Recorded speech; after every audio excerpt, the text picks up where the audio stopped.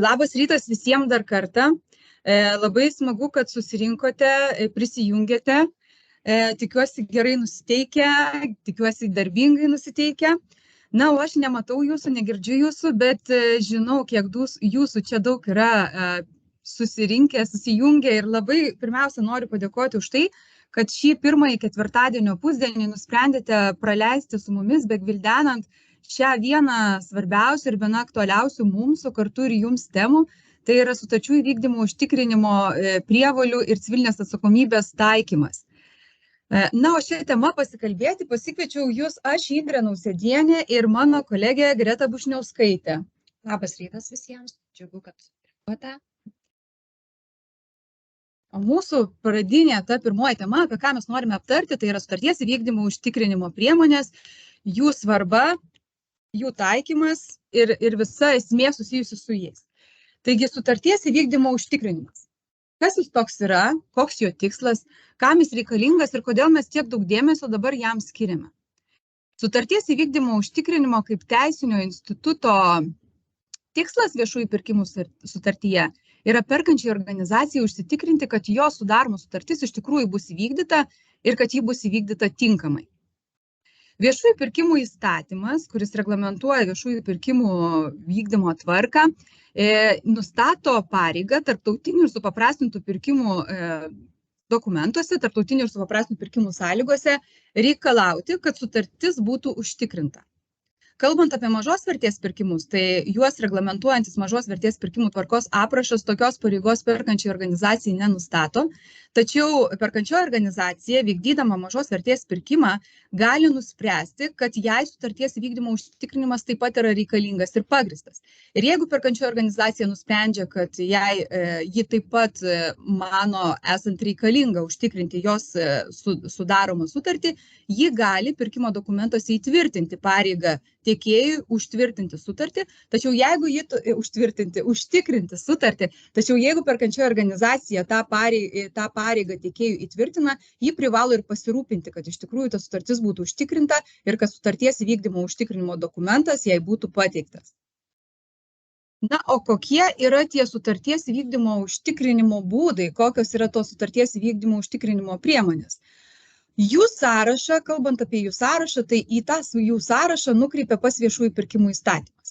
Ir viešųjų pirkimų įstatymas pats sako mums, kad sutartis gali būti užtikrinta civilinėme kodekse 6.70 straipsnėje numatytom sutarties įvykdymo užtikrinimo priemonėm. Viena iš dažniausiai tikriausiai sutinkamų sutarties įvykdymo užtikrinimo priemonių tai yra netesybos. Netesybos savo teisinė prasme, tai galima apibrėžti kaip nustatyta pinigų suma arba procentinė išraiška, kurią skolininkas privalo sumokėti kreditoriui, jeigu prievolė yra neįvykdyta arba netinkamai įvykdyta. Netesybos apima baudas ir delspinigius. Taigi, jeigu kalbame apie baudą arba jeigu kalbame apie delspinigius, tai mes kalbame apie netesybas. Kita sutarties įvykdymo užtikrinimo priemonė yra įkeitimas hipoteka, kuris teisiškai yra apibrėžiamas kaip daiktinė teisė į svetimą nekilnojamą daiktą, kuria užtikrinamas esamos ar būsimos turtinės prievolės įvykdymas, kai įkeistas turtas neperduodamas kreditoriui.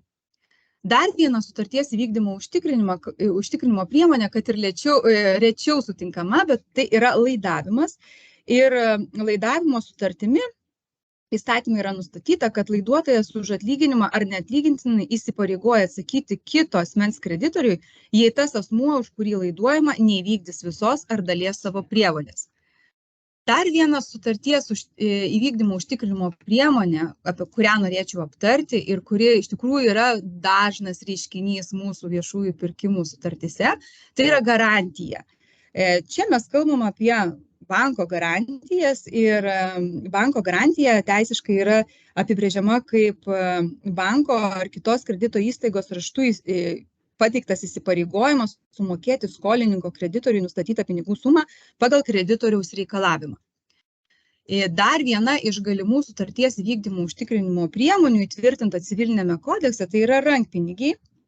Ir teisiškai rankpinigiai įstatyme, rankpinigiai yra apibrėžiami kaip pinigų suma, kurią viena sutarties šalis pagal sudarytą sutartį jai priklausančių mokėti sumų sąskaitą duoda antrajai šaliai, kad įrodytų sutarties egzistavimą ir užtikrintų jos vykdymą. Taigi, kaip matote, turime tokias sutarties vykdymo užtikrinimo priemonės ir tai nėra sąrašo pabaiga. Sutartis gali būti užtikrinama taip pat ir kitomis sutartyje numatytomis sutarties vykdymo užtikrinimo priemonėmis, kaip laidavimo draudimas išduotas draudimo bendrovės, užstatų gali būti užtikrinta, dalies mokėjimo sulaikymų sutartis gali būti užtikrinta. Bet kas yra svarbiausia, mes turime suprasti ir žinoti, kad visos šios sutarties vykdymo užtikrinimo priemonės yra skirtingos ir nelygiavertės.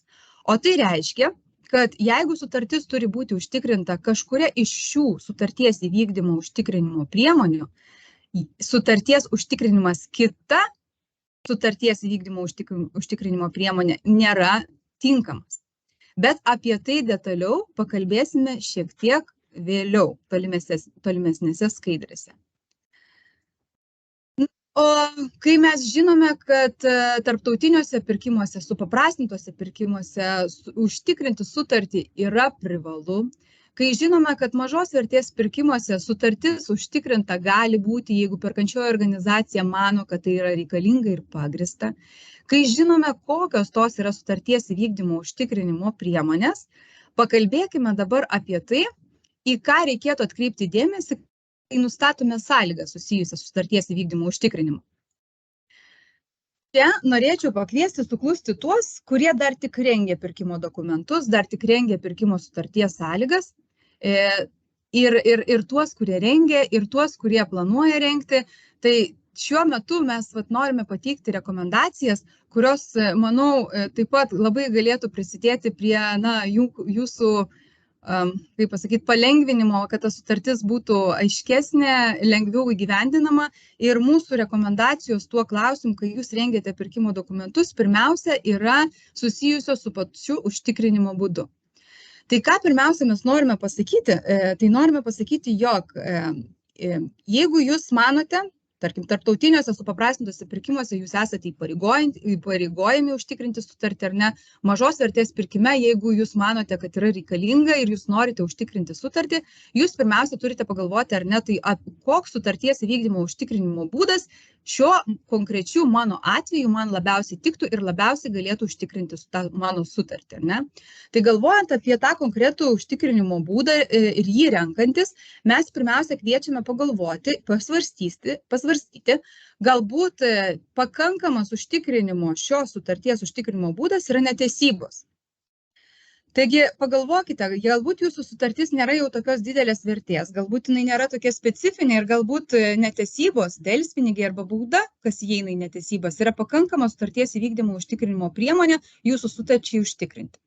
Jeigu visgi manote, kad netesybos nėra pakankama sutarties įvykdymo užtikrinimo priemonė šiuo konkrečiu jūsų sprendžiamu atveju, tai žinoma, jūs galite pasirinkti ir kitą sutarties įvykdymo užtikrinimo priemonę, kitą, tai tą, apie kurį aš kalbėjau prieš tai, ar ne, ar banko garantiją, ar laidavimo draudimą, ar užstatą, ar pinigų sulaikymą, galite pasirinkti, bet jeigu jūs manote, kad jums reikia to kito nei netesybų sutarties įvykdymo užtikrinimo būdo, tuomet mes rekomenduojame jums reikalauti, kad sutartis būtų užtikrinta ne vienu konkrečiu sutarties įvykdymo užtikrinimo būdu, bet mes rekomenduojame nustatyti tiekėjų galimybę pasirinkti vieną iš sutarties įvykdymo užtikrinimo būdų.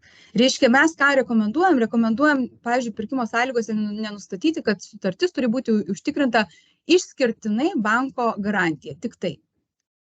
Jeigu tai būtina, viskas gerai, bet jeigu tai nėra būtina, mes tikrai rekomenduojam, tarkim, nustatyti, kad sutartis būtų užtikrinta banko garantija arba laidavimo draudimu, banko garantija arba laidavimo draudimu, arba užstatu ir panašiai. Ta prasme, suteikti tiekėjams galimybę iš tam tikro sutarties įvykdymo užtikrinimo priemonių sąrašo įtvirtinto sutartyje patiems pasirinkti, kuria sutarties įvykdymo užtikrinimo priemonė jie tą sutartį užtikrins.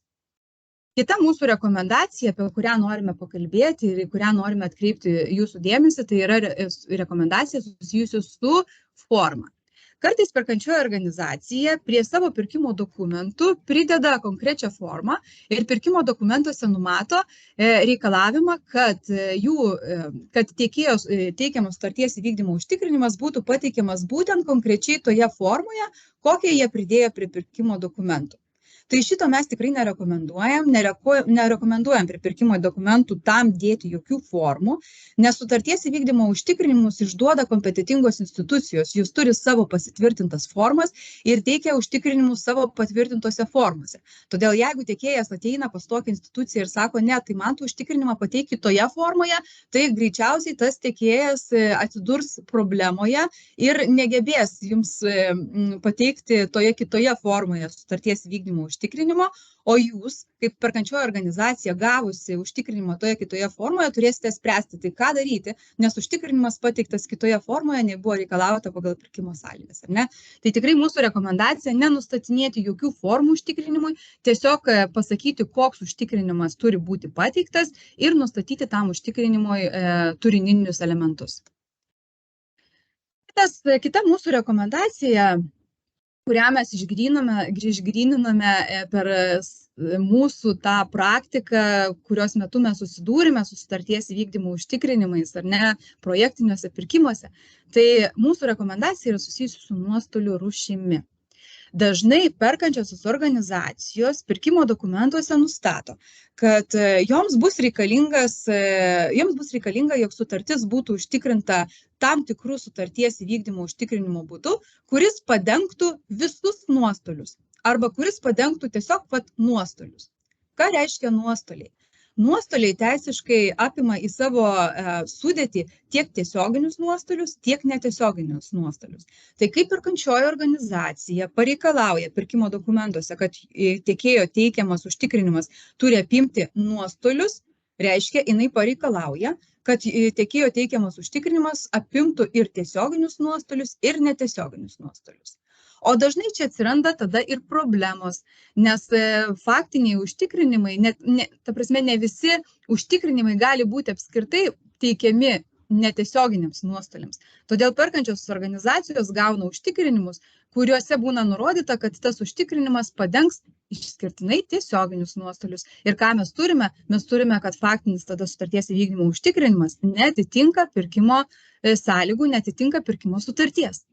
Taigi mūsų rekomendacija yra, sprendžiant dėl sutarties įvykdymo užtikrinimo, ar ne, pagalvokite, tai kokius nuostolius jums reikėtų padengti.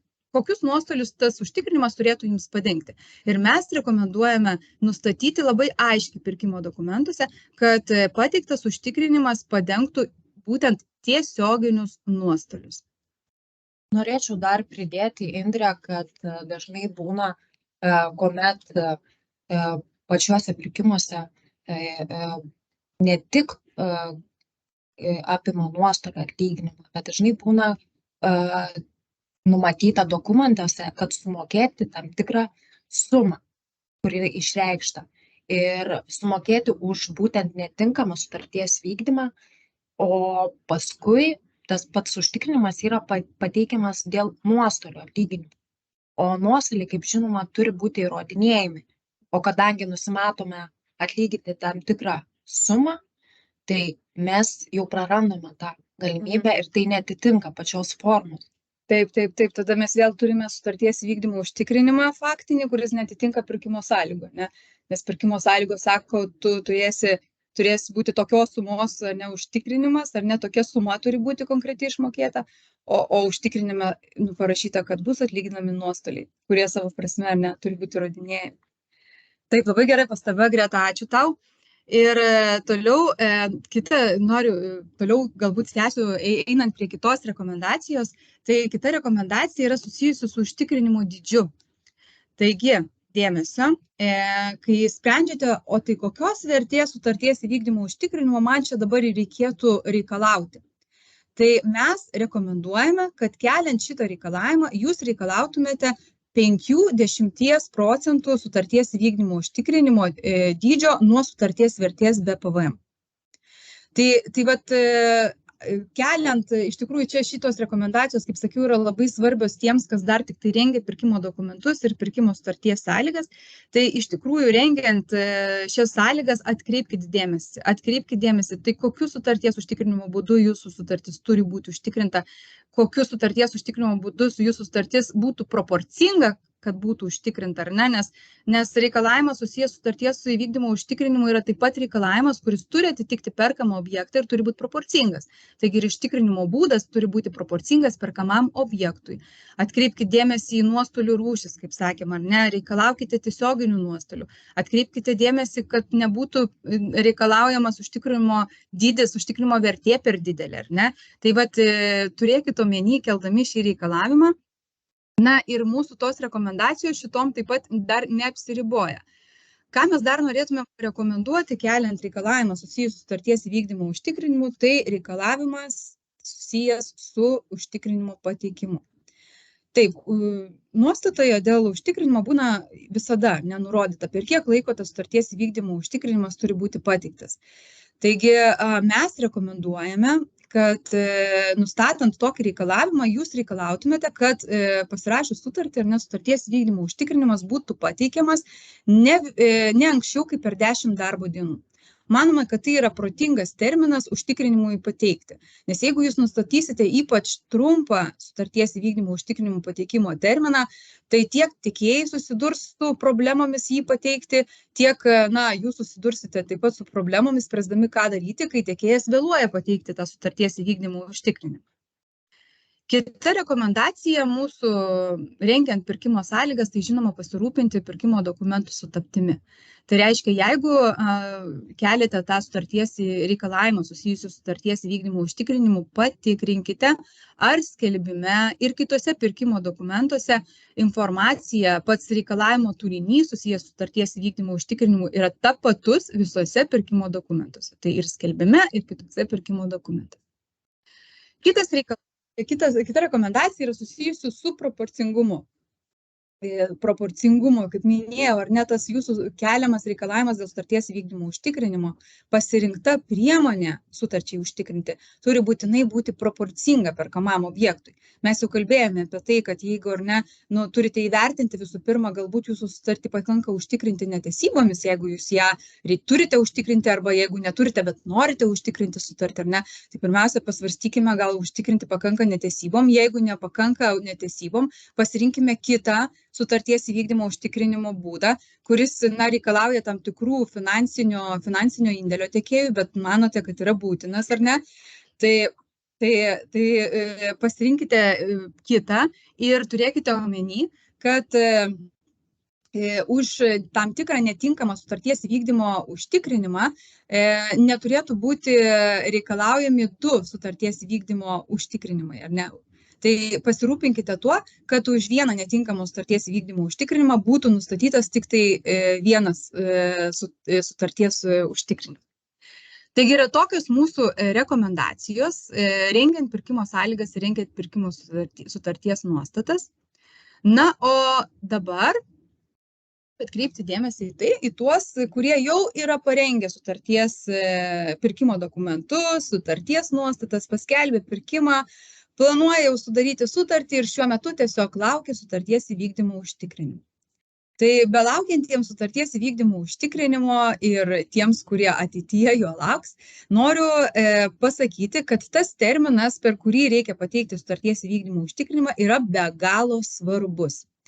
Sutarties įvykdymo užtikrinimas privalo būti pateiktas per tą terminą, kuris numatytas sutartyje. Atkreipiu dėmesį į viešųjų pirkimų įstatymo 86 straipsnio 2 dalį. Jeigu tiekėjas iki perkančiosios organizacijos nurodyto termino nepateikė pirkimo dokumentuose nustatyto pirkimo sutarties įvykdymo užtikrinimą patvirtinančio dokumento, perkančioji organizacija siūlo sudaryti pirkimo sutartį su tiekėju, kurio pasiūlymas pagal nustatytą pasiūlymų eilę yra pirmas po tiekėjo nepateikusio pirkimo sutarties įvykdymo užtikrinimo. Ką tai reiškia? Tai reiškia, kad mes turime labai stipriai suklusti ir žinoti, kad pavėluoto sutarties įvykdymo užtikrinimo priėmimas ir sutarties vykdymas priėmus tą pavėluotą sutarties įvykdymo užtikrinimą gali lemti situacijos kvalifikavimą kaip sutarties sudarimą ne su tuo tiekėju. Taigi, atsižvelgiant į tai, mes stipriai jums rekomenduojame, kad jeigu jūs atsidūrėte toje situacijoje, kai jums tiekėjas vėluoja pateikti sutarties įvykdymo užtikrinimą, jūs privalote komunikuoti su tiekėju, aiškintis priežastis, kodėl jums yra pateikiamas, kodėl yra vėluojama pateikti sutarties įvykdymo užtikrinimą. Ir būtinai turite išsisaugoti to komunikavimo ir tų jūsų išsiaiškintų priežasčių įrodymus. Nes jūs juos turite turėti, o mes kaip pirkimus prižiūrinti institucija, ar ne, jeigu identifikuosime, kad jums sutarties įvykdymo užtikrinimas buvo pateiktas vėliau, negu jis turėjo būti pateiktas pagal sutarties sąlygas, tai tada mes būtinai paklausime, kaip jūs veikiate, koks jūsų buvo kaip perkančiosios organizacijos aktyvus elgesys ir paprašysime įrodyti, kad jūs komunikavote, kad jūs aiškinotės tas priežastis, paprašysime paaiškinti, kokios buvo priežastis ir pateikti viso to įrodymus. Taigi būkite budrus, laikykitės sutartyje nustatytų terminų, būtinai pasižiūrėkit, koks tas terminas yra nustatytas, jis yra nustatytas ne šiaip savo, jo privalu laikytis, nes jo nesilaikymas gali iš tikrųjų lemti tokias labai nemalonės ir griežtas pasekmes. Kitas dalykas, apie ką norėčiau pakalbėti, tai jau norėčiau pakalbėti apie tą etapą, kai jūs jau įsivaizduokime gavote sutarties įvykdymo užtikrinimą ar negavote jį laiku, viskas čia yra gerai, bet yra kiti dalykai, kuriuos turite būtinai patikrinti gavę faktinį sutarties įvykdymo užtikrinimą. Tai ką jūs turite patikrinti gavę faktinį sutarties įvykdymo užtikrinimą? Pagrindiniai elementai, kuriuos reikia sužiūrėti ir įvertinti, yra 4. Tai yra terminas, rūšis, objektas ir dydis. Terminas reiškia, kad jūs turite paimti faktiškai gautą sutarties įvykdymo užtikrinimą ir patikrinti, kiek jisai faktiškai galioja. Tuomet jūs turite pasižiūrėti ir pirkimo sutartį ir pažiūrėti, o kiek pirkimo sutartyje nurodyta, kad jūsų reikalautas užtikrinimas turi galioti. Ir tuomet jūs turite patikrinti, ar iš tikrųjų faktinis užtikrinimas galioja tiek, kiek buvo numatyta pirkimo sutartyje, kad jisai turi galioti. Antrasis elementas, kurį reikia patikrinti, tai yra rūšis. Tai rūšis reiškia, kad iš tikrųjų jūs tiesiog turite įvertinti, ar jums pateiktas tokios rūšies sutarties įvykdymo užtikrinimas, koks buvo reikalautas pagal pirkimo sąlygas. Kalbant apie tokį elementą kaip objektas, tai jūs turite faktinėme sutarties įvykdymo užtikrinime taip pat patikrinti, ar tame užtikrinime yra nurodytas tas objektas ir ar tame užtikrinime ar tuo užtikrinimu yra užtikrinta ta sutartis, kuri ir turi būti užtikrinta, ar ne? Ir taip pat, kaip jūs turite, žinoma, būtinai įvertinti pateikto sutarties įvykdymo užtikrinimo dydį. Ar jums pateikto sutarties įvykdymo užtikrinimo vertė atitinka tą vertę, kuri buvo reikalauta pagal pirkimo sąlygas? Taigi, Indrė, kaip matau, kad būtina laikytis savo pirkimo sąlygų ir taip perkančiosios organizacijos turėtų atkreipti dėmesį ir, žinoma, besiruošdamos dar atkreipti dėmesį į Indrės pateiktas rekomendacijas, kurios numatė būtent aiškiai tuos elementus, kur reikia sutrikti ir pasiruošti, kad būtum gerai pasirinkęs, nes nuo pačių pirkimo sąlygų realiai lemia ir tolesnį vykdymą sutarties įgyvendinti. Taip. Tai ką, tai sutikrinam šituos 4 elementus, bet tas sutikrinimas, kaip žinote, nėra toks gal jau ir paprastas, ar ne, tai norėčiau apie kiekvieną šių elementų pakalbėti šiek tiek detaliau. Taigi, sutarties įvykdymo užtikrinimo galiojimas. Ką jisai reiškia, ar ne, ir ką mes čia turime sutikrinti? Taip, mes suprantame, kad mes turime sutikrinti galiojimo terminus. Tačiau, tikrinant taip, turime žinoti, kad sutarties įvykdymo užtikrinimas turi galioti būtent tiek, kiek numatyta sutartyje.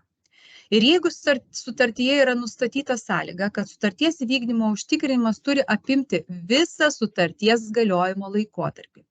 Arba, pavyzdžiui, jeigu jūs matote, kad jūsų pirkimo sutartyje yra nustatyta, kad sutarties galiojimas turi apimti visą sutarties šalių sutartinių įsipareigojimų įvykdymo laikotarpį.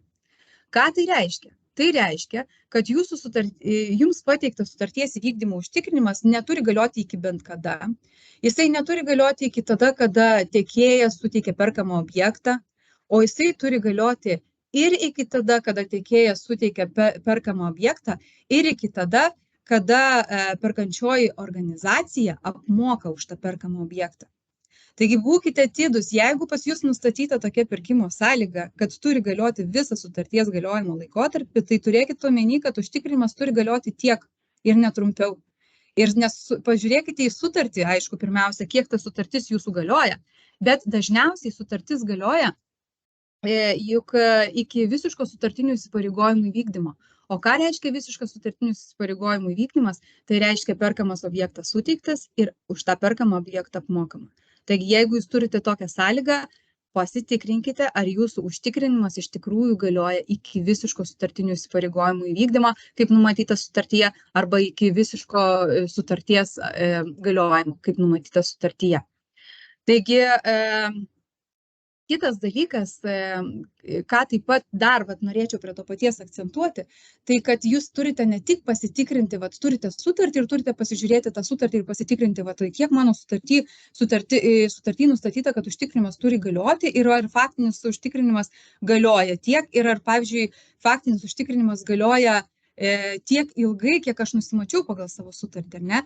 Bet dar noriu atkreipti dėmesį į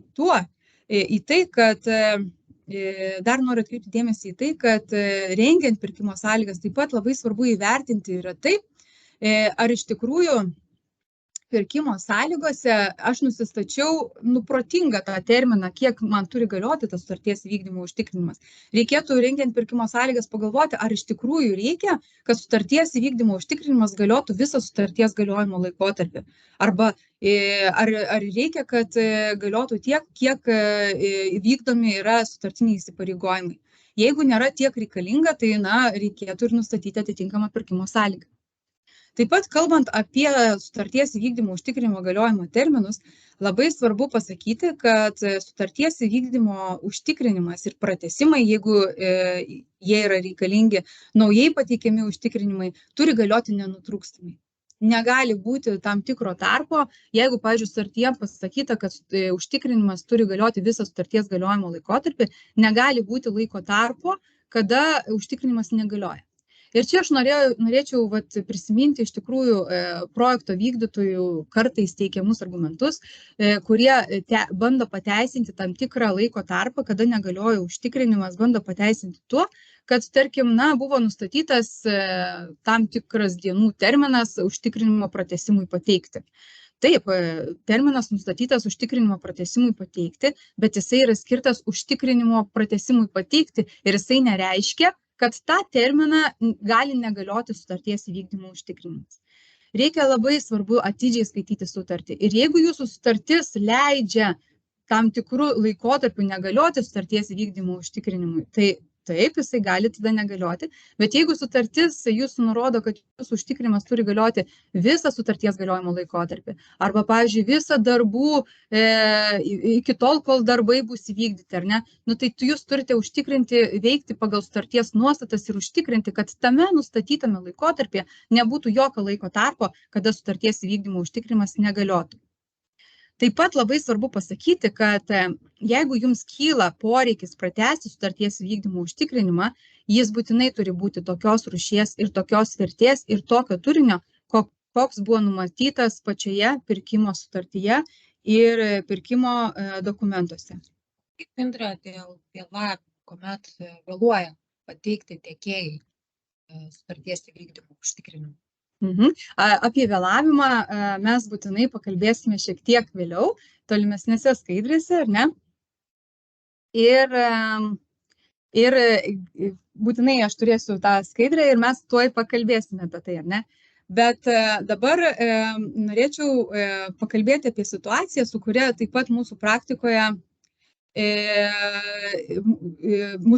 dažnai susiduriama yra ir kyla klausimas, o ką man daryti su sutarties vykdymo užtikrinimu, kai sutarties vykdymas yra stabdomas. kai sutarties vykdymas yra stabdomas, kaip aš turiu elgtis, ar mano sutarties įvykdymo užtikrinimas turi būti pratęsiamas ar ne. Tai turint keliant šitą klausimą, mūsų patarimas yra toks: atidžiai skaitykite pirkimo sutartį. Kas yra parašyta pirkimo sutartyje? Kaip pirkimo sutartyje yra nurodyta, kad reikia elgtis, kai yra pratęsiamas sutarties, kai yra stabdomas sutarties vykdymas. Ir kas svarbu pasakyti, kad jeigu sutartyje nėra nurodyta, ką daryti sutarties vykdymo užtikrinimu, kai sutarties vykdymas yra stabdomas, tačiau yra nurodyta, kad sutarties vykdymo užtikrinimas turi galioti visą sutarties galiojimo arba sutarties šalių sutartinių įsipareigojimų vykdymo laikotarpį, užtikrinimas turi galioti net sustabdžius sutarties vykdymą. Tai turėkit tą omeny, ar ne? O jeigu jūsų sutartyje yra nustatyta, kad ką daryti su sutarties vykdymo užtikrinimu, kai sutarties vykdymas yra stabdomas, tačiau yra nurodyta, kad sutarties vykdymo užtikrinimas turi galioti visą rangos darbų vykdymo laikotarpį, užtikrinimas gali negalioti sutarties vykdymo stabdymo laikotarpiu. Matote skirtumą? Ta prasme, vienu atveju užtikrinimas turi galioti visą sutarties galiojimo laikotarpį ir tai reiškia, kad užtikrinimo galiojimas turi apimti viską, netgi ir stabdymo laikotarpį.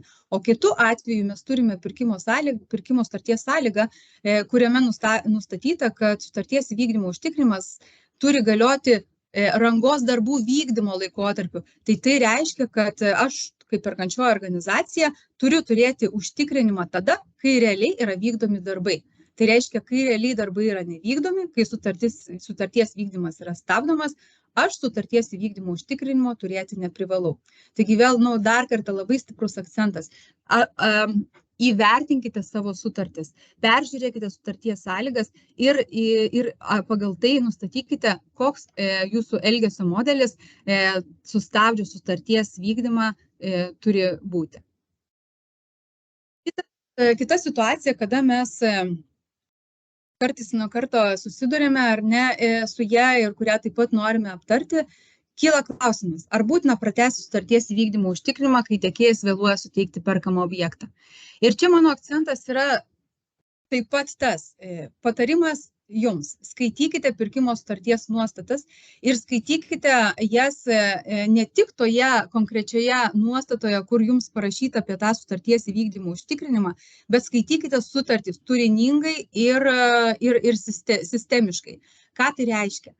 Tai reiškia, kad sutarties įvykdymo užtikrinimas kartais būna situacijų, ar ne, ir aš asmeniškai pati susidūriau su tokia situacija, kai irgi kilo klausimas, ką daryti sutarties įvykdymo užtikrinimu, kai sutarties vykdymas yra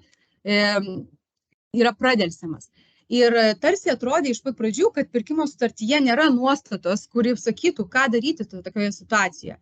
Tačiau, vertinant sutartį sistemiškai ir turiningai, ten buvo rasta nuostata.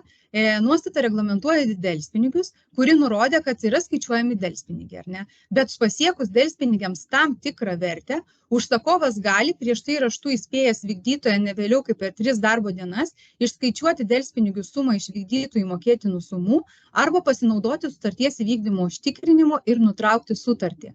Kaip matote, šita nuostata sako, kad kai perkančioji organizacija skaičiuoja delspinigius ir delspinigiams pasiekus tam tikrą ribą, perkančioji organizacija turi turėti teisę pasirinkti, ar išskaičiuoti delspinigių sumą iš mokėtinų sumų, ar pasinaudoti sutarties įvykdymo užtikrinimu. Ir ką tai reiškia? Tai reiškia, kad netgi pradėlsus sutarties vykdymą, jinai privalo turėti sutarties įvykdymo užtikrinimą.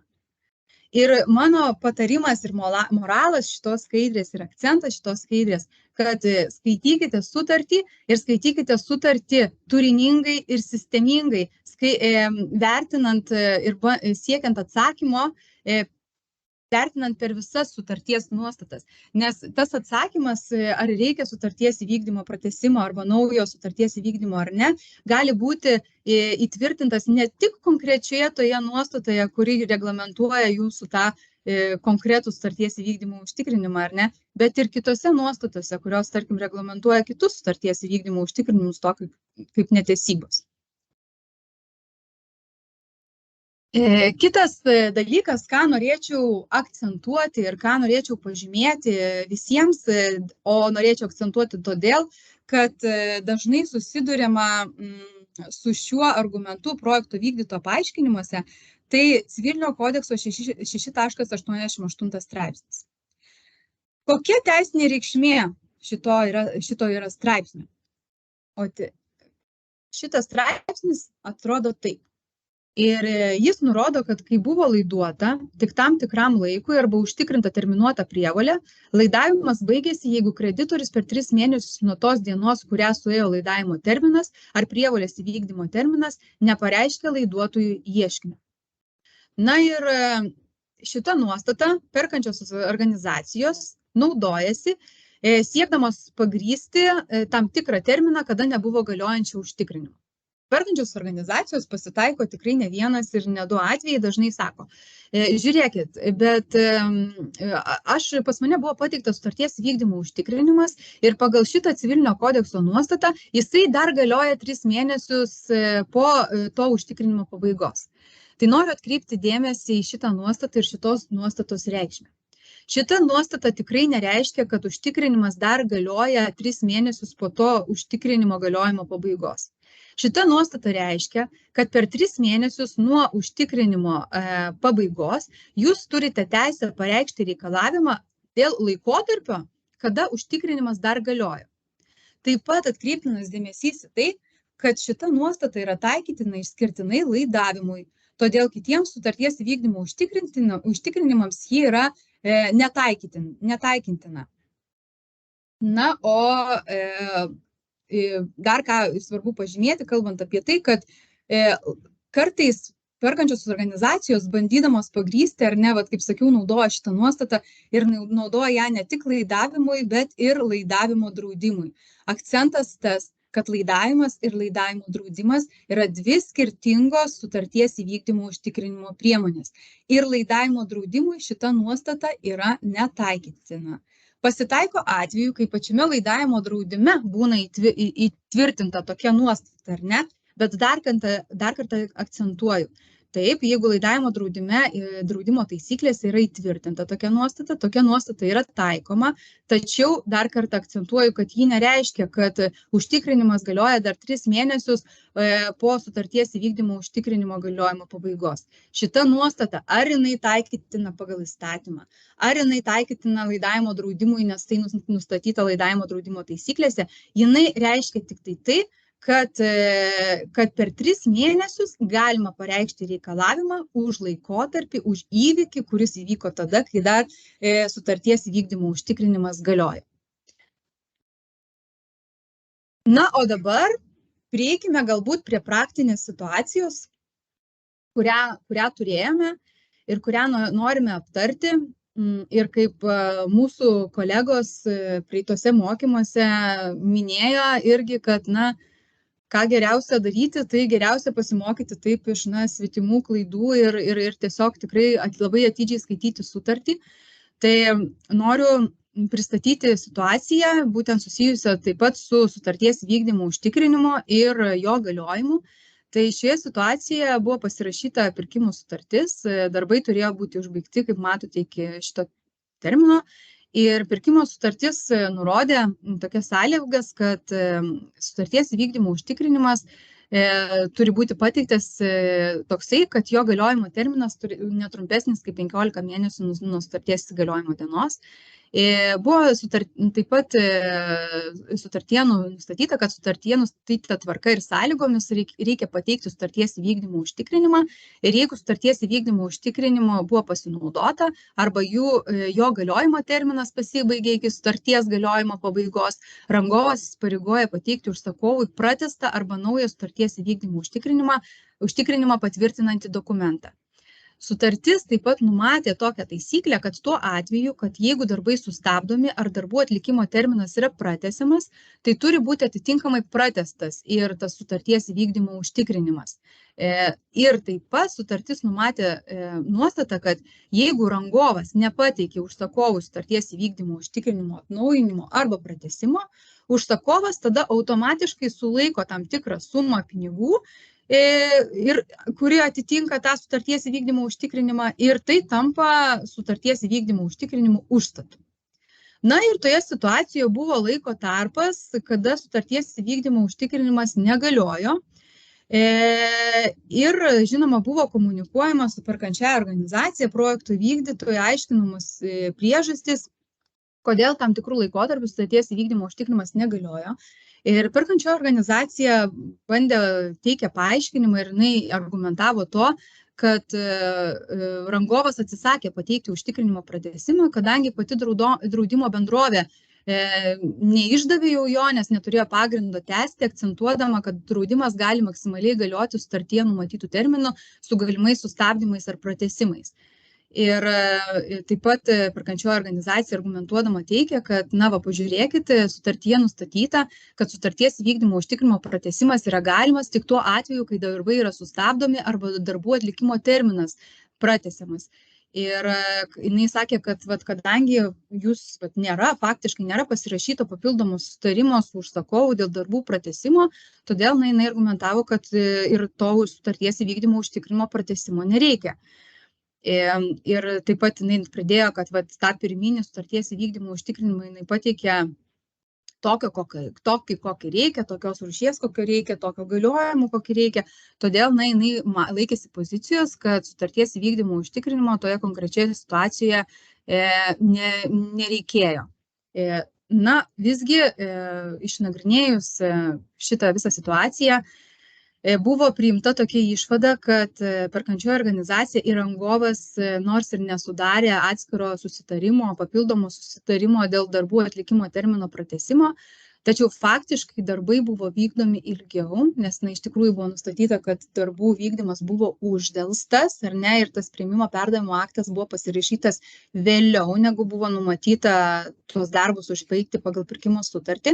Tai agentūra iš tikrųjų išnagrinėjo situaciją, darė išvadą, kad nesvarbu, kad jūs neturit kažkokio atskiro susitarimo, ar ne, bet realiai užtikrinimas turi galioti sutarties laikotarpiu, o faktiškai matome, kad jūsų sutarties vykdymas buvo ilgesnis negu numatyta sutartyje, todėl iš faktinių duomenų buvo darytina išvada, kad sutarties įvykdymo užtikrinimas turėjo būti, pratęsimas tas turėjo būti pateiktas. O jeigu jisai nepateiktas, tai turėjo būti pateiktas įrodymas, kad perkančioji organizacija pagal pirkimo sąlygas, taip kaip jinai nusimatė, nepateikus užtikrinimo pratęsimo, jinai turėjo sulaikyti tam tikrą pinigų sumą, būtent dėl to, kad tas užtikrinimo pratęsimas nebuvo pateiktas, kai jis yra reikalingas. Tačiau perkančioji organizacija, pratęsimo neturėjo, taip pat jinai nepateikė įrodymų, kad pinigai būtent dėl to, jog pratęsimas nebuvo pratęstas, kad pinigai, jinai nepateikė įrodymų, kad pinigai dėl to buvo sulaikyti, kad nepateikė įrodymų, kad šita priemonė, kuri turėjo vykti po to, kai projektų vykdytojas nepateikė sutarties įvykdymo užtikrinimo, ta priemonė nebuvo įvykdyta, todėl agentūras darė tokią išvadą, kad savo veiksmais perkančioji organizacija tęsusi sutartį be užtikrinimo tam tikrą laiką, ar ne, pakeitė esminės pirkimo sutarties sąlygas ir pažeidė viešųjų pirkimų įstatymo 89 straipsnio 1 dalies 5 punkto nuostatas bei įstatymai įtvirtintus lygiateisiškumo ir skaidrumo principus. Taigi, kas yra labai labai svarbu, kaip dar kartą akcentuotina,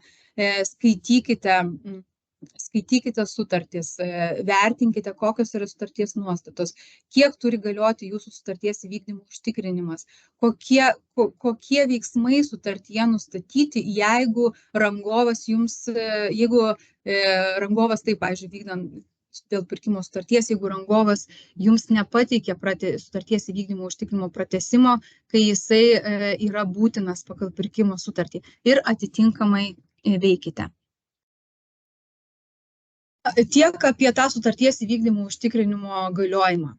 Tokia gan daug kalbėjau, ar ne, gan platu, bet iš tikrųjų daug problemų dėl to susidurime.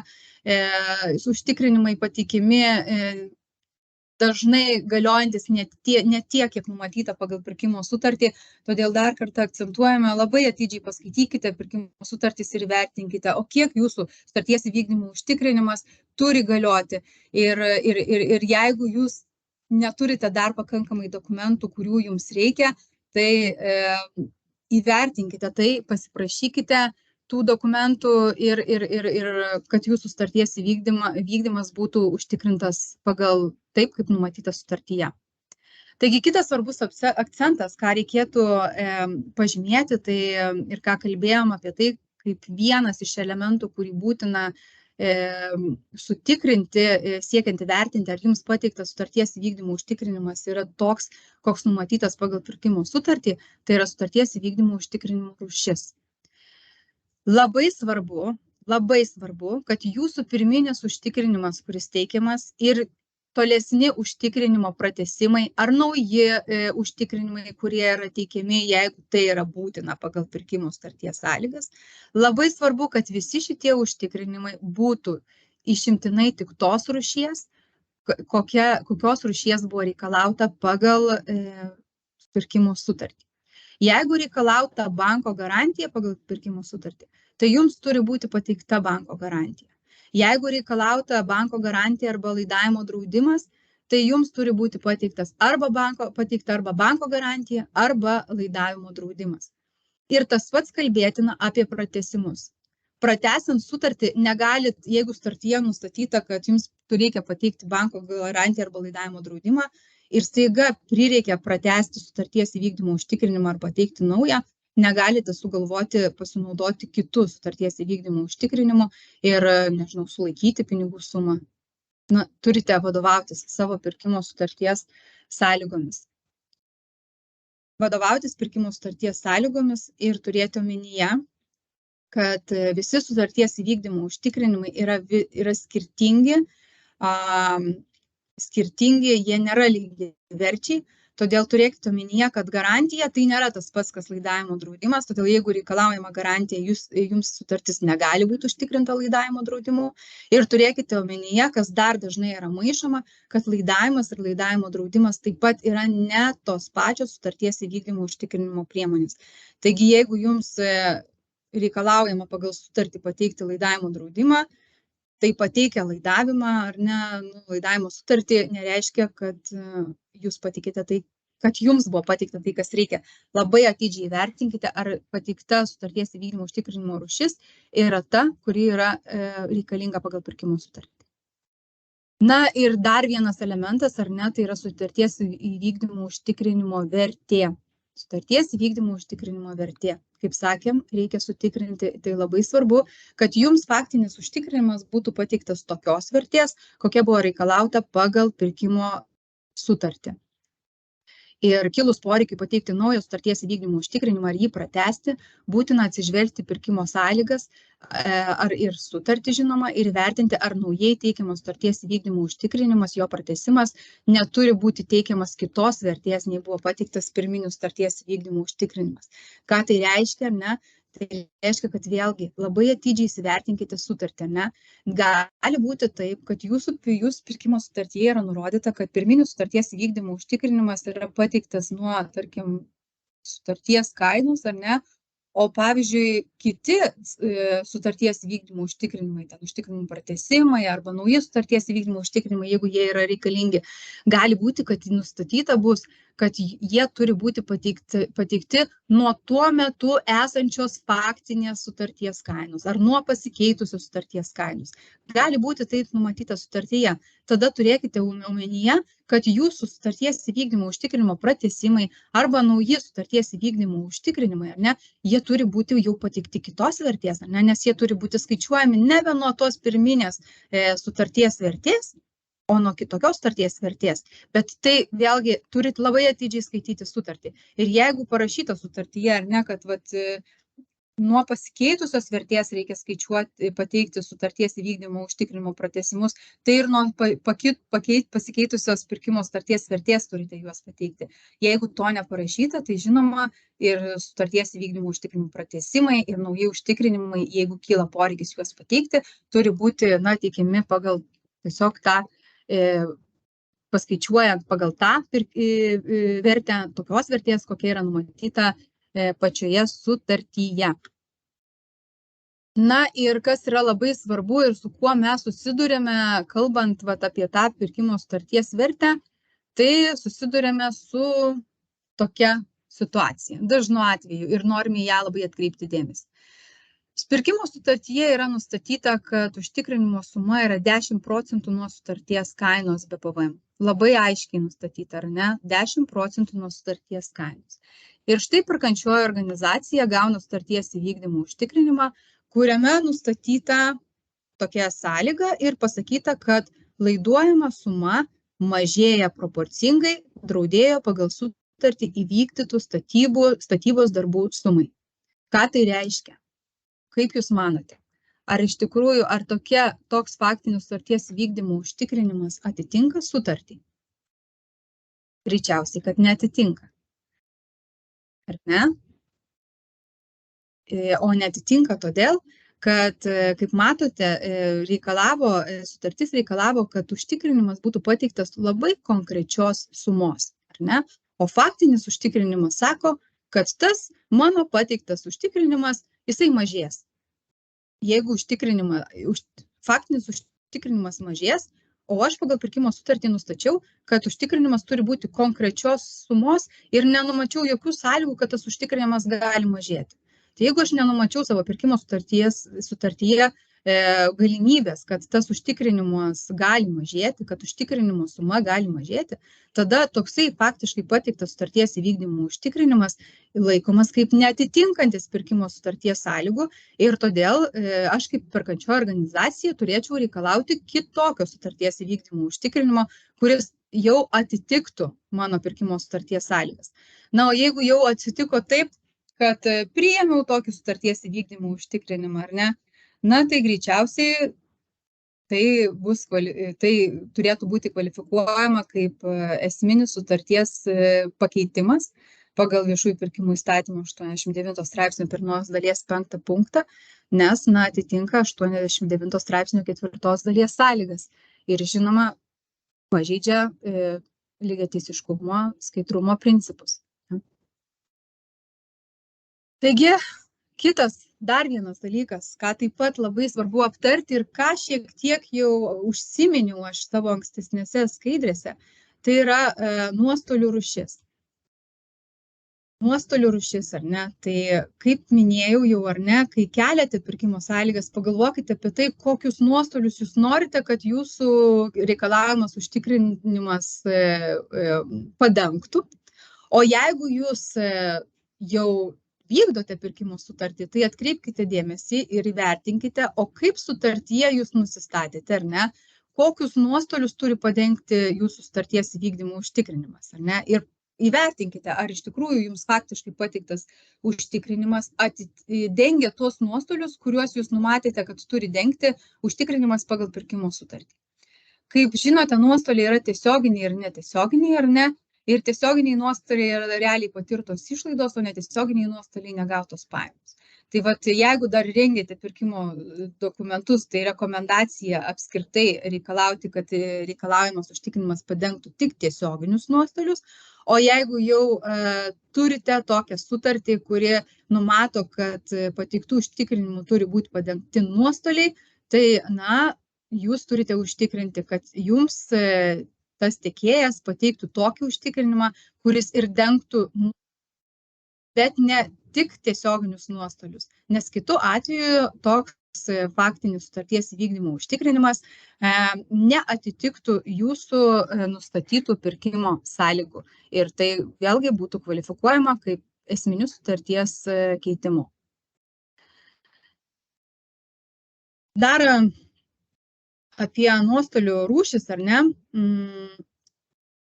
Bet čia yra ir tas pavyzdys, ką aš ir kalbėjau, ar ne, kad štai aš paprašiau pirkimo sutartyje, kad sutarties įvykdymas užtikrinimu būtų garantuojama, kad užsakovui bus atlyginti nuostoliai, o dažnai būna taip ir nurodyta nuostoliai arba visi nuostoliai, o štai faktiškai gaunu užtikrinimą, kur pasakyta, kad atlyginti naudos gavėjui jo patirtų tiesioginių nuostolių dydį. Tai čia šita skaidrė tiesiog iliustruoja tai, ką sakiau prieš tai.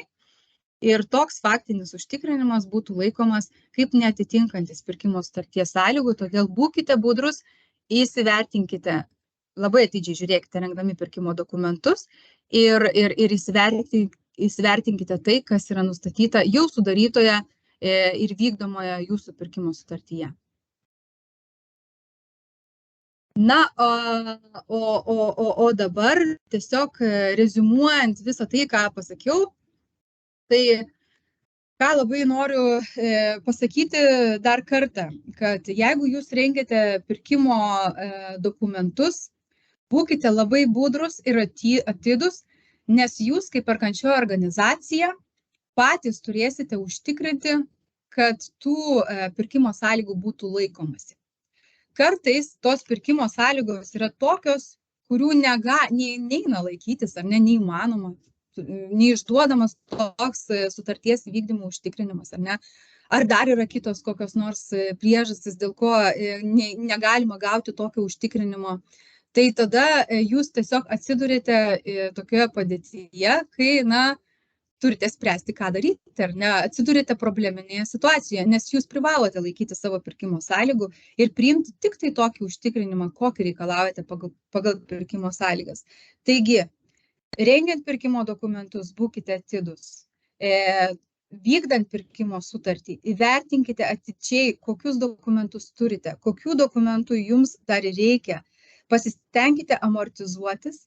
Ir jeigu dar trūksta kažkokių dokumentų, kurie būtų reikalingi tam, kad jūsų sutartis būtų įvykdyta tinkamai, tai prašykite tų dokumentų ir pasirūpinkite, kad jūsų vykdomų sutarčių priežiūra būtų, tikrai puikiai įvykdyta. Tai tiek dabar apie sutarties įvykdymo užtikrinimus.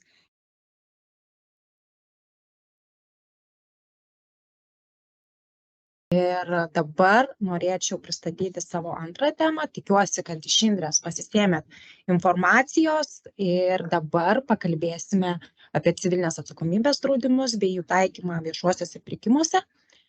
Tai pradėkime nuo pačios esmės, kas yra tas civilinės atsakomybės draudimas ir jo paskirtis tiek viešuosiuose pirkimuose, tiek sutarties vykdyme. Tai norėčiau paminėti, kad nemaža dalis vykdomų viešųjų pirkimų yra būtent statybos darbų, o sėkmę viešuosiuose pirkimuose lemia ne tik tinkamas procedūrų vykdymas, bet ir atsakingas pasirengimas pirkimams. O statybos darbai yra neatsiejami nuo įvairių reikalavimų ir užtrunka gana ilgai, todėl gali kilti nemažai rizikos, kad nereti atvejai, kuomet gali atsitikti ir gaisras, gamtos jėgos, vagystės, taip pat dėl savo sudėtingumo ir projekto ar subrangovų padarytos klaidos ir kitos priežastys net sutrukdyti, užbaigti statybą, o tokios rizikos padeda būtent ir išvengti civilinės atsakomybės draudimas. Ir nuo 2003 metų statybos darbų procese dalyvaujantiems asmenims buvo privaloma draustis tik civilinės atsakomybės draudimu, o statybos darbų draudimų statytojai galėjo draustis savanoriškai.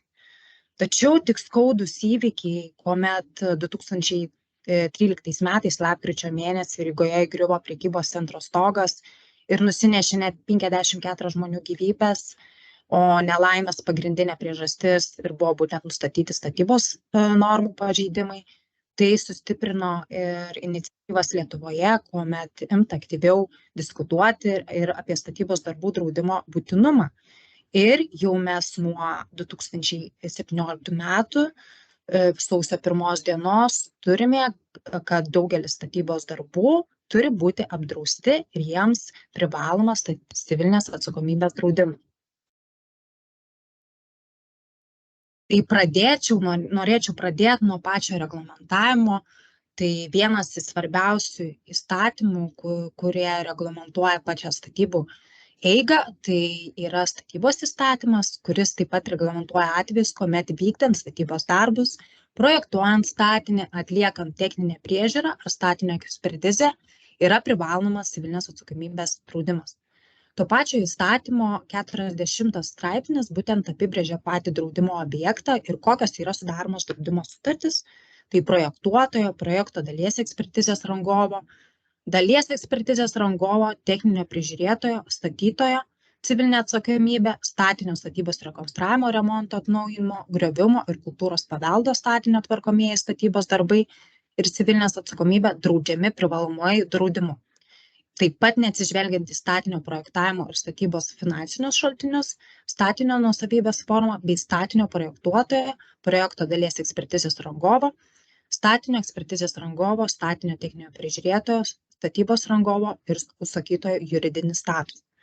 Taigi, kaip matome, statybų įstatymai yra numatyti atskiri draudimai, kurie skirtingiems dalyviams yra taikoma, tai projektuotojui, projekto ekspertizės rangovai, statinio dalies ekspertizės rangovai, statinio techninio prižiūrėtojui, statytojui.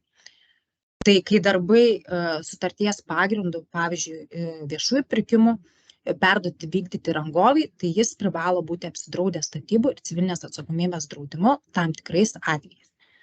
Tai reglamentavimas yra numatytas ne tik statybų įstatyme, taip pat atskiri civilinės atsakomybės draudimai yra įtvirtinti tam tikrose jų draudimo taisyklėse, kuriuose yra apibrėžti skirtingi reglamentavimai, terminai, galiojimas draudimo, kurių turi laikytis tiek perkančios organizacijos nusimatydamos civilinės atsakomybės draudimo taikymą, tiek draudimo bendrovės. Tai civilinės atsakomybės draudimas yra svarbus, kadangi dažnu atveju, jeigu jo ir nebus, gali būti ir neišduodamas statybą leidžiantis dokumentas, tai numatyta 27 straipsnėje 5 dalies 12 punkte, kad statinio projektuoto civilinės atsakomybės privalomo draudimo dokumento kopija turi būti pateikiama. Taip pat ir savivaldybės administracijos tikrina visų statinių projektus ir tikrinamo apimtis yra, ar statinio projektuotas, ar statinio projekto dalies ekspertizės rangovas yra apsidraudęs privalomuoju jam statybos draudimu. Viešuosiuose pirkimuose yra taikomi dažniausiai du civilinės atsakomybės draudimai, tai dvi rūšis. Tai projektuoto civilinės atsakomybės privalomasis draudimas, jeigu rangovas privalo parengti darbo projektą arba techninį darbo projektą, taip pat statinio statybos rekonstravimo, remonto atnaujinimo, griovimo ar kultūros paveldo statinių tvarkomųjų statybos darbų ir civilinės atsakomybės privalomasis draudimas. Tai kadangi ilgas pavadinimas, tai mes jį vadinkim statybos darbų ir rangovo civilinės atsakomybės draudimu. Tai prieš pradėdama pirkimo procedūras perkančioji organizacija turėtų įsivertinti patį perkamą objektą. Tai yra, kokie statybos darbai bus atliekami, ar kokio objekto projektavimo paslaugos reikalingos ir ar jiems privalomas yra civilinės atsakomybės draudimas pagal statybos įstatymą. Jeigu civilinės atsakomybės draudimas nėra privalomas pagal statybos įstatymą, tačiau tai neatima galimybės ir perkančiai organizacijai tokį reikalavimą nusimatyti pirkimo sąlygos. Tokiu atveju privaloma užtikrinti tada nuostatų įgyvendinimą, nes jeigu tu nusimatei jį laikyti ir taikyti, kad jisai būtų privalomas, jis turėtų ir būti pateiktas. Kalbant apie statybos darbų ir rangovo civilinės atsakomybės draudimą, norėčiau paminėti tai, kad jis sudaro vykdomų darbų ir jų civilinės atsakomybės draudimą. Taip pat yra numatyta atvejai, kuomet nėra privaloma draustis privalomuoju statybos darbų civilinės atsakomybės draudimu. Tai būtent statant, rekonstruojant ir kapitališkai remontuojant nesudėtingus statinius ir atliekant visų statinių paprastąjį remontą, išskyrus atvejus, kai paprastojo remonto darbai statiniai atnaujinami arba modernizuojami. Taip pat pažymėtina, kad nėra privaloma drausti statybos darbų draudimu griaunant statinius, tačiau privalo drausti civilinę atsakomybę atliekant visų statinių, išskyrus nesudėtingus griovimo darbus. Į ką reikėtų atsižvelgti statybos darbų ir rangovo civilinės atsakomybės draudime, kuomet jį nusimatoma į sąlygas, tai kad jis atitiktų draudimo dydį, kuris turi atitikti pirkimo sutarties, pagal kurią perkami darbai darbų kaina. Taip pat statybos draudimo taisyklėse yra numatyta, kad apdrausto turto draudimo vertė negali būti mažesnė nei atkuriamoji vertė, o atkuriamoji vertė yra laikomi kaštai, kai apdraustas turtas visiškai sunaikinamas ar prarandamas, kurie būtų patirti pakeičiant jį naujų analogiškų parametrų ir kokybės turtų, arba apdraustojo turto atkūrimo, permontavimo ir išbandymo iš naujo kaštai, skaitant visus statybos produktus, darbo užmokesčius, parvežimo išlaidas, muitus ir kitas rinkliavas.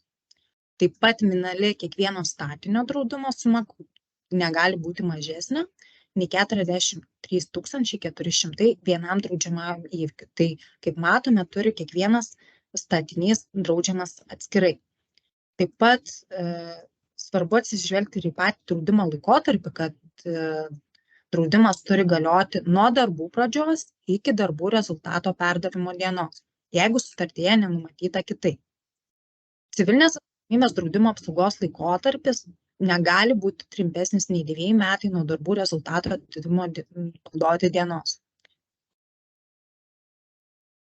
Kalbant apie projektuotojo civilinės atsakomybės draudimą, perkant projektavimo paslaugas arba rengiant rangos darbus, kartu su projektavimu civilinės atsakomybės draudimo reikalavimas pirkimo dokumentuose privalo būti keliamas, kai jis privalomas pagal įstatymą draudimas.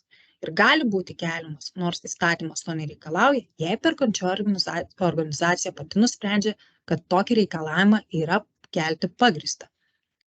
Įsigyjant projektavimo paslaugas, statinio projektuota civilinė atsakomybė privalo būti apdrausta remiantis statybos įstatymų 43 straipsnio nuotomis ir statinio projektuotos civilinės atsakomybės draudimo taisyklė.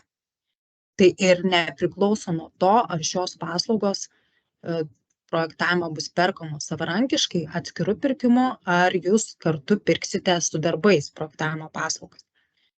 Taip pat yra numatyta statybos įstatyme, kada nėra privalomas šis draudimas. Tai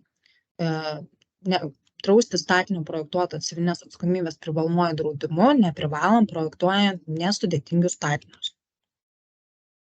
Ir į ką būtent reikėtų atsižvelgti, taikant projektuotojo civilinės atsakomybės draudimą.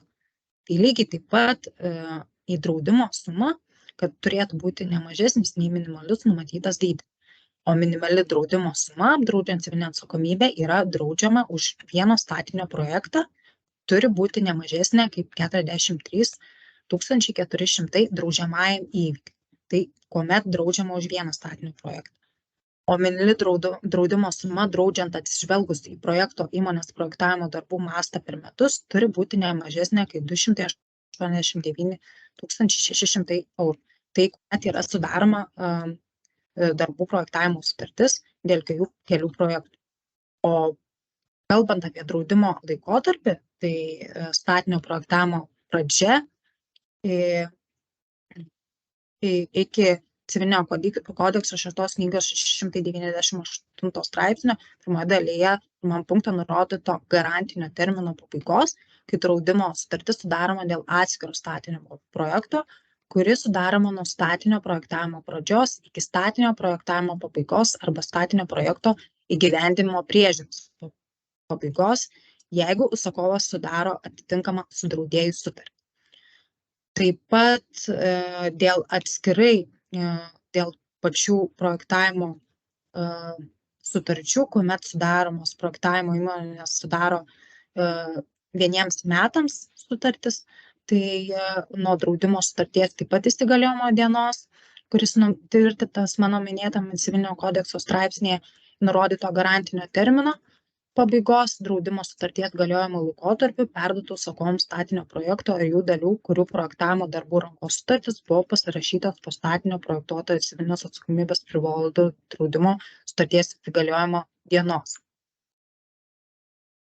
Tai taip pat reikėtų atsižvelgti ir patikrinti, kuomet jau taikote patį civilinės atsakomybės draudimą savo sąlygose ir jį numatote kaip privalomą arba jis yra privalomas jūsų sutartyje, kuomet tai numato statybos įstatymas, reikėtų patikrinti ir atsižvelgti į tam tikrus elementus, tai būtent į civilinės atsakomybės draudimo terminą, dydį bei patį objektą. Į priežiūrą vykdoma atsižvelgiant į sąlygas, į turinį ir draudime nurodytas objektas turi atitikti sutarties objektą. Tai sutartyje apibrėžtas objektas yra lygus civilinės atsakomybės draudimo liudijime nurodytas objektas ir projektavimo paslaugų draudimo objektas yra laikomi draudėjo turtiniai interesai susiję su draudėjo civilinė atsakomybė už žalą padarytą trečiesiems asmenims dėl draudimo sutarties galiojimo metu netinkamai suprojektuoto statinio. O statybos darbų draudimo objektas yra rangovo vykdomi statybos rekonstravimo, remonto, atnaujinimo, griovimo ar kultūros paveldo statinio tvarkomieji statybos darbai. Jiems atlikti draudimo objektą vietą pristatyti statybos produktai, taip pat rangovo civilinė atsakomybė už padarytą žalą tretiesiems asmenims ir statytojo turtui, kuris nelaikomas statybos darbų rezultatu. Ir vykdant statinio statybą pagal šias sutartis pasirašytas, šis draudimas apima ne tik ir rangovo darbus, bet ir subrangovo vykdomus darbus ir jų civilinę atsakomybę. Taigi, kaip matome, rangovas turi atsakyti taip pat už subrangovų tam tikrus netitikimus, kurie gali būti nustatyti. Tai siekdamas nepažeisti viešųjų pirkimų įstatymų išplaukiančių imperatyvų, perkančiosios organizacijos, laikydamos šių imperatyvių ir kitų teisės nuostatų, privalo nustatyti pirkimo sąlygos taip, kad šiomis būtų neperžengtos jiems įstatymų suteiktos diskrecijos ribos, nepagrįstai nebūtų suvaržytų tiekėjų, iš tiesų galinčių tinkamai įvykdyti viešojo pirkimo sutartį teisės subjektų konkurenciją. Tai vienas svarbiausių principų, kurių turi laikytis, tai užtikrinti tiekėjo konkurenciją ir nenumatyti sąlygų arba nusimatyti sąlygose nepagrįstai taikyti civilinės atsakomybės draudimą, nors gal jisai visai tokiu atveju nebūtų reikalingas ir taikomas. Tai pateikimo momentas vertinamas pirmiausia, kaip ir minėjau, palei sąlygų sutartį ir kai jisai yra privalomas draudimas pagal įstatymą, tačiau pirkimo dokumentuose sutartyje nėra prašoma pateikti, jis turi būti pateiktas. Tačiau kai nėra privalomas, tačiau pirkimo dokumentuose ir sutartyje yra prašoma pateikti, jisai privalo būti pateiktas. Tai jeigu nusimatei, tai turėsi ir pateikti. Tai toliau, ką reikėtų peržvelgti, žiūrėti, tai būtent civilinės atsakomybės terminus, kad draudimas turi būti pateiktas laiku, kaip nusimatyti pirkimo sąlygose ar sutartyje. Ir mūsų rekomendacija yra numatyti pakankamą pateikimo terminą. Taip pat tiekėjas privalo laiku sumokėti draudimo įmokas pagal draudimo sutartį, bei pateikti perkančiai organizacijai draudimo įmoką sumokėjimą patvirtinančių dokumentų kopijas. Kadangi laiku nesumokėjęs draudimo įmokas yra labai griežta riba, nes dažnai draudimo taisyklės yra taikoma 10 dienų, kuomet nesumokė įmoką, yra draudimo sutartis nutraukiant. Kitaip nei sutarties įvykdymo užtikrinimo pateikimo pirkimo sutarties įsigaliojimas neturėtų būti susietas civilinės atsakomybės pateikimu, nes kaip norėčiau akcentuoti tai, kad dažnai, kaip kolegė minėjo, sutarties įvykdymo užtikrinimas lemia tam tikras pasekmes, kuomet gali būti sutartis sudaroma nesulaimėjus tiekėjo, kuomet jis nepateikė sutarties įvykdymo užtikrinimo, o po antru jame esančių tiekėjų po pasiūlymo eilės, tačiau tos nuostatos viešųjų pirkimų 80 straipsnio antroje dalyje nėra taikomas civilinės atsakomybės draudimų. Tai rekomenduojama to ir nenusimatyti, kad sutarties įsigaliojimas turi būti siejamas su civilinės atsakomybės pateikimu, o geriau tiesiog vėluojant pateikti civilinės atsakomybės, nusimatyti delspinigius arba taikyti tam tikras baudas. Tai civilinės atsakomybės draudimas turi būti galiojantis pirkimo sąlygas sutartyje apibrėžtame laikotarpyje Jeigu pirkimo sąlygose numatyta, kad draudimas turi galioti visą sutarties galiojimo laikotarpį, tai pratęsus sutarties vykdymą turi būti pateiktas draudimo pratęsimas arba naujas draudimas. Tačiau mes nerekomenduojame pirkimo sąlygose sutartyje numatyti, kad draudimas galiotų visą sutarties galiojimo laikotarpį, o apsibrėžti tikslesnius laikotarpius, kaip pavyzdžiui, iki kad galiotų iki darbų užbaigimo, pridavimo momento, užbaigimo akto pasirašymo, kuomet būtų tikslesnis tas terminas ir būtų pačiai perkančiai organizacijai aišku, kokį terminą taikyti, kada jisai turi būti galiojantis. Jeigu sutartyje numatyta, kad civilinės atsakomybės draudimas turi galioti visą sutarties galiojimo laikotarpį, sutarties vykdymo stabdymo metu draudimas turi būti galiojantis, išskyrus atvejais, kai draudimo sutartyje susitarta dėl draudimo apsaugos sustabdymo, kuris net ir draudimo sutartyse yra numatyta, kad negali būti ilgesnis nei 30 dienų. Tai nedraudžiamieji įvykiai palei draudimo taisyklės atsirado nuostoliai dėl bet kokio visiško ar dalinio apdraustų sustabdymo, kuris jau trunka ilgiau nei 30 dienų. Taigi, jeigu sutartyje jau nusimatei, kad draudimas turi galioti visą sutarties galiojimo laikotarpį ir reikia atsižvelgti ir tai, kad stabdymo metu tai neatima taip pat galimybės, kad jisai gali būti negaliojantis.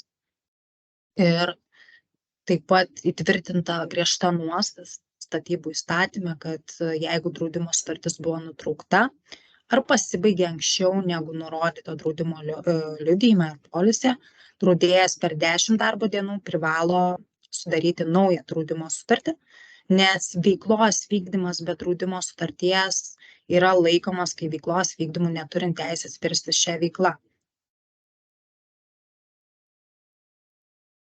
Norėčiau pakalbėti apie tas pačias pasekmes, kuomet civilinės atsakomybės draudimas neatitinka tam tikrus galiojimo laikotarpius, tai kuomet nepratęsiant sutarties civilinės atsakomybės sutarties vykdymo laikotarpiais, kada jis turi galioti ir laikoma, kad tai pažeidžiami lygiateisiškumo skaidrumo principai pagal viešųjų pirkimų 17 straipsnį ir galimai atliktas esminis sutarties keitimas. Tai taip pat pažeidžiamas ir viešųjų pirkimų 89 straipsnio 4 dalies 1 punkto nuostatas, nes tuomet atliktas sutarties jau keitimas gali lemti ir didesnį kandidatų ir dalyvių skaičių ar pirkimą sudominti daugiau teikėjų, nes projekto vykdytojas, tai yra perkančioji organizacija, savo tokiais veiksmais pakeičia sutarties konkrečių sąlygų nuostatas, eliminuojant sąlygą dėl statybos darbų ar civilinės atsakomybės privalomo draudimo galiojimo iki sutarties galiojimo pabaigos. O tokia sąlyga, jeigu ji būtų buvusi paskelbta pirkimo sąlygose, galimai būtų lėmusi didesnį susidomėjimą pirkimu. Taip pat viešųjų pirkimų 89 straipsnio 4 dalies 2 punkto nuostatos, kurios kalba apie tai, kai atliktas sutarties pakeitimas lemia ir ekonominius pirkimo sutarties pusiausvyros pasikeitimą tiekėjo naudai. Tai kaip nebuvo aptarta pradinėje sutartyje, nes nepareikalau statybos darbų ir civilinės atsakomybės privalomo draudimo pratęsimo pagal sutarties sąlygų nuostatas ekonominio pirkimo sutarties pusiausvyra galimai pasikeičia rangovo naudai, kaip nebuvo aptarta pirkimo sutartyje, tai yra rangovas nepatyrė išlaidų statybos darbų ir civilinės atsakomybės privalomo draudimo pratęsimą. Tai pažymėtina, kad draudimo galiojimo laikotarpis turi apimti ir civilinės atsakomybės draudimą ir darbų draudimą kartu, nes kaip minėjau anksčiau, kad civilinės darbų ir statybos civilinės atsakomybės draudimas yra kaip sudarytas iš 2 dalių ir turi galioti visa apimtimi, o ne tam tikromis dalimis, nes būna, kuomet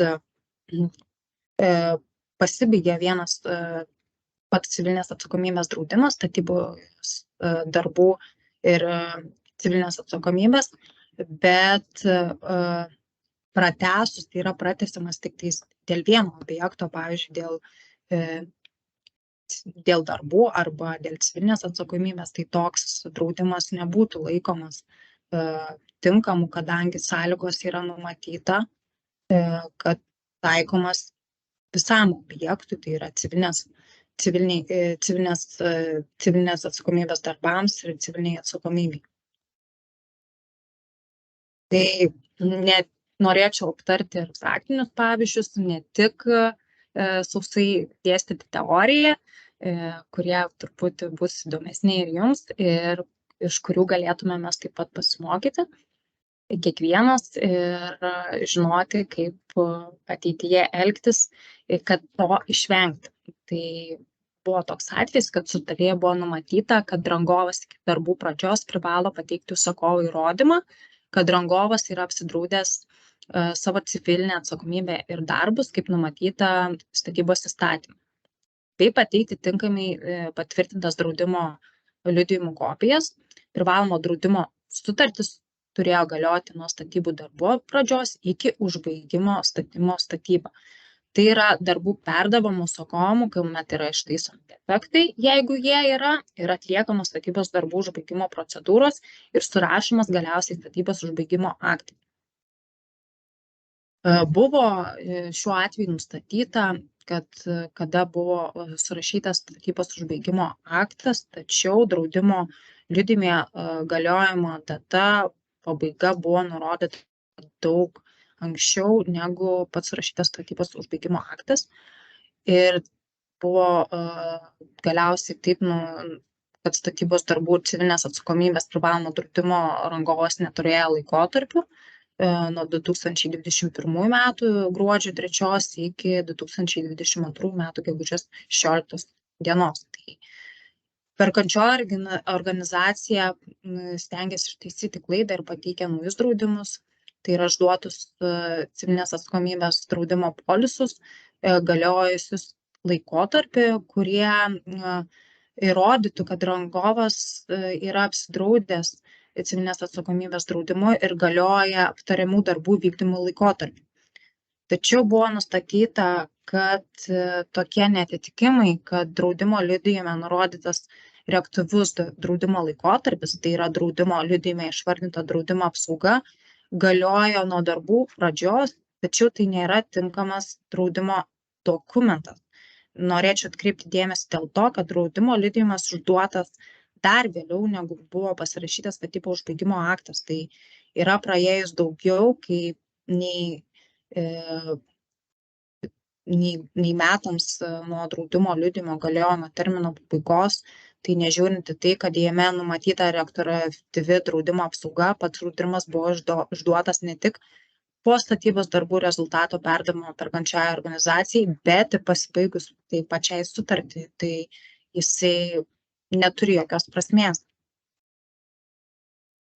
Kalbant apie kitą atvejį, tai norėčiau kalbėti taip pat apie vėlavimą, kai rangovas sutarties sąlygose buvo nustatyta nuostata, kad rangovas vadovaudamas statybos įstatymų nuostatomis ir užtikrindamas civilinę atsakomybę už padarytą žalą statytojui ir tretiesiems asmenims privalo turėti statinio statybos rekonstravimo, remonto, atnaujinimo, griovimo ar kultūros paveldo statinių tvarkomų statybos darbų ir civilinės atsakomybės privalomąjį draudimą, galiojantį visą sutarties galiojimo terminą. Statybos darbų civilinės atsakomybės privalomas draudimas turėjo būti išduotas ne vėliau kaip nuo darbų pradžios ir galioti privalėjo visą sutarties galiojimo terminą, kuris buvo taip pat sutartyje įvardintas ir susietas su visišku rangovo prievolių įvykdymu. Tai rangovo prievolių įvykdymų pabaiga buvo laikoma sutarties galiojimo termino pabaiga. Ir numatyta sutarties sąlygose taip, kad rangovo prievolės neturi būti laikomas atliktos tol, kol neišduotas statybos užbaigimo dokumentas. Šiuo atveju buvo nustatyta, kad įvertinus patį draudimo liudijimą, jis galiojo per trumpą laiką, nes darbų perdavimo priėmimo aktas buvo pasirašytas daug vėliau, o statybos užbaigimo aktas dar vėliau. Tai buvo vertinama, kad statybos rekonstravimo, remonto, atnaujinimo, griovimo ar kultūros paveldo statinių tvarkomųjų darbų civilinės atsakomybės privalomąjį draudimas turėjo būti pratęstas, nes pagal sutarties nuostatas jis turėjo galioti iki rangovo prievolių pabaigos. Tai yra pagal sutartį, kai išduotas statybos užbaigimo dokumentas.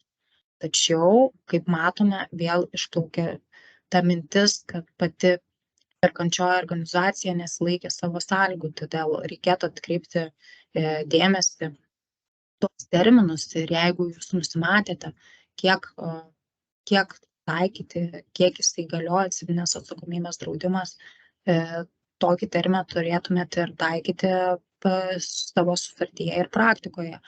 Ir manau, reikėtų numatyti pagrįstą tą terminą, kurį minėjau, o ne visą sutarties galiojimo laikotarpį apibrėžti.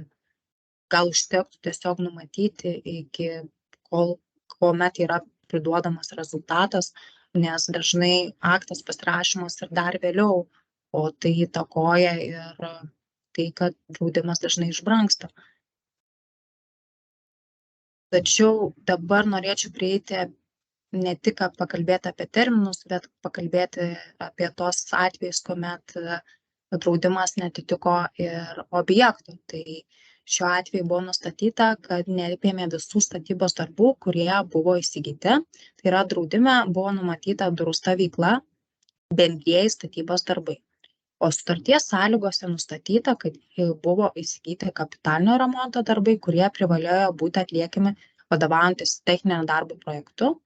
O šiame projekte yra numatyta ir projektuota vadovaujantis statybos specialieji statybos darbai, kurie yra vandentiekio ir nuotekų šalinimo inžinerinių sistemų, šildymo ir vėdinimo inžinerinių sistemos, elektros inžinerinių sistemos, statinio, apsauginės ir gaisrinės signalizacijos inžinerinių sistemų įrengimas.